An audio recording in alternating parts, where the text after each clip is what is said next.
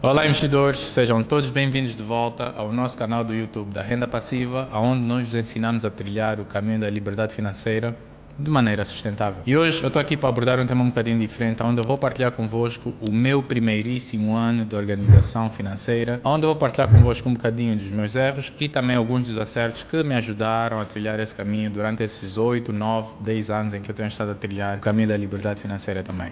Então, sem mais delongas, vamos mergulhar no meu primeiro ano de organização financeira. Quando eu comecei a trabalhar, eu ainda não ganhava muito. Na verdade, eu não ganhava nada. Eu era simplesmente um estagiário não remunerado que tinha sonhos grandes, mas a conta bancária pequena. Outra coisa muito importante nisso que eu vou dizer é que naquela altura eu vivia ainda em casa dos meus pais. Para vos ser sincero, eu tenho total certeza que isso acabou por ser uma grandíssima vantagem para mim. Portanto, se tu estiveres na mesma posição que eu há 10 anos atrás, aproveita isso. Porque, em vez de eu fingir independência financeira ou dar um passo maior que a perna por questões de ego ou por querer parecer ser alguém que ainda não era na altura, eu decidi aproveitar a oportunidade que me tinha sido apresentada e que eu ainda tinha a chance de usar ao máximo dos recursos que me eram dados. Com isso eu quero dizer que eu não tinha muito dinheiro, mas eu tinha margem para me organizar, porque ainda não tinha muitas responsabilidades financeiras, não tinha que pagar renda, não tinha que cuidar da luz, da água, da comida, então ganhava pouco,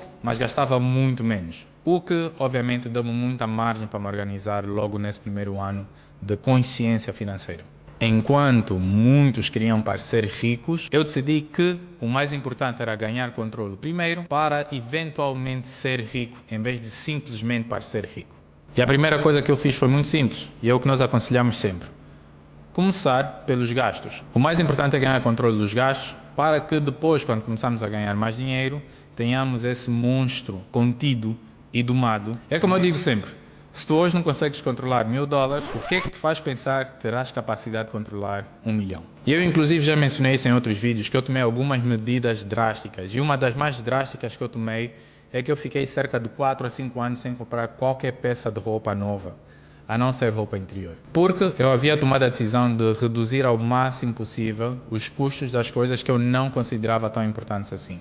Então, só para vocês terem uma noção, outros custos como o ginásio, que eu sempre considerei muito importante, que era cuidar da saúde, eu mantive. Mas custos que não eram extremamente importantes ou essenciais ou que não me faziam tanta falta assim, eu cortei ou reduzi ao máximo possível para também não me ver frustrado. Nós queremos chegar no destino da liberdade financeira, mas obviamente que o trajeto é muito importante. Ninguém quer chegar extremamente frustrado. É importante também fazer essa manutenção ao longo do caminho. E para começar a fazer esse controle, eu comecei a usar uma planilha no Excel. Sempre tive uma queda para fazer uso de planilhas do Excel. E eu sei que nem todo mundo tem essa queda, portanto eu não quero que vocês fiquem presos a esse conceito de que eu tenho que usar obrigatoriamente o Excel. Não é verdade. Tu podes usar o Excel, mas também podes usar as notas no telefone, podes usar algum tipo de aplicativo que já exista no mercado, ou até meteres no papel e caneta. Não importa. O que importa é que se ainda não tens qualquer tipo de controle financeiro, comeces a fazer hoje e depois vais evoluindo. Cada saída, cada gasto, eu guardava o recibo, apontava na planilha e esta sim é que é a parte mais importante de tudo. No final do mês eu fazia uma revisão daquilo que era o meu budget ou o meu orçamento mensal versus aquilo que foi o meu gasto atual ao longo do mês. Porque quem não controla o pouco certamente não vai controlar o muito. E isto porque uns anos antes, quando eu ainda estava na universidade, eu comecei a fazer algo que mudou muito e completamente a minha mentalidade. Eu comecei a ler muito sobre finanças pessoais, negócios, investimentos e percebi uma coisa muito importante. Educação financeira não serve só para quem já tem dinheiro.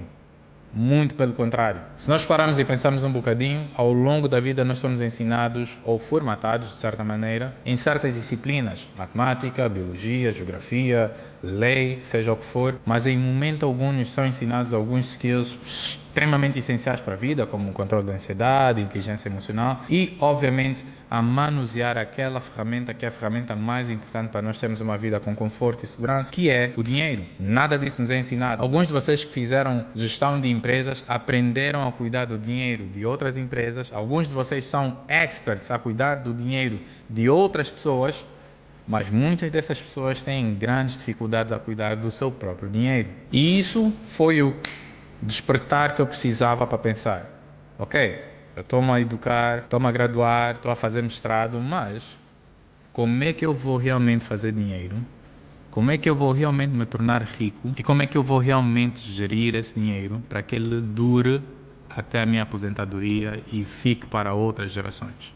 Eu sabia muito sobre engenharia, não sabia nada sobre dinheiro. Portanto, além de toda essa autoeducação através de livros, podcasts, YouTube, porque eu comecei a mergulhar de cabeça nesse mundo e fiquei fissurado em aprender cada vez mais, uma outra coisa muito importante que eu acabei por fazer foi sentar-me com pessoas mais velhas que eu admirava como pessoas e principalmente financeiramente também. Ou seja, pessoas que já estavam estáveis financeiramente, em que eu sabia minimamente vendo de fora que tinham uma vida confortável, conseguiam pagar pelo conforto da sua família, ou seja, pessoas que eu não me importava de ser eles no futuro. Não eram propriamente milionários, pelo menos até onde eu sei, mas tinham organização financeira. E isso é muito importante para ti também, é sentar-te com pessoas que espelham aquilo que tu queres ser no futuro, pessoas que têm 20, 30, 40 anos a mais que tu e que tu também gostarias de ser essas pessoas lá no futuro.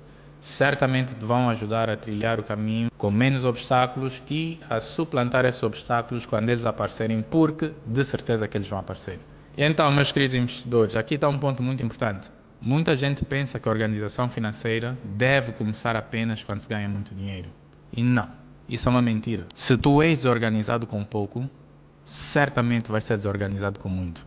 Eu te garanto. Porque ter mais dinheiro normalmente só amplifica os hábitos que tu já tens hoje. Quem não controla o animal quando é pequeno, não vai controlar o animal quando for grande. Inclusive, eu não sei se vocês sabem dessa história, mas em algum momento vocês já devem ter visto um elefante no circo. E por maior que o elefante seja, desde que o dono puser uma corda à volta do pescoço do elefante e atrelar em qualquer sítio que for, o elefante já não se mexe. Isso acontece por uma coisa que eles fazem com o elefante quando o elefante ainda é pequeno. Quando o elefante é pequeno, ele é amarrado contra árvores de grande porte. E obviamente que ele ainda não tem força para arrancar aquela árvore. Então ele simplesmente aprende que sempre que tiver uma corda à volta do pescoço, ele nem sequer vai mais fazer qualquer tipo de esforço, não vai gastar qualquer tipo de energia, porque ele sabe que não vai sair dali.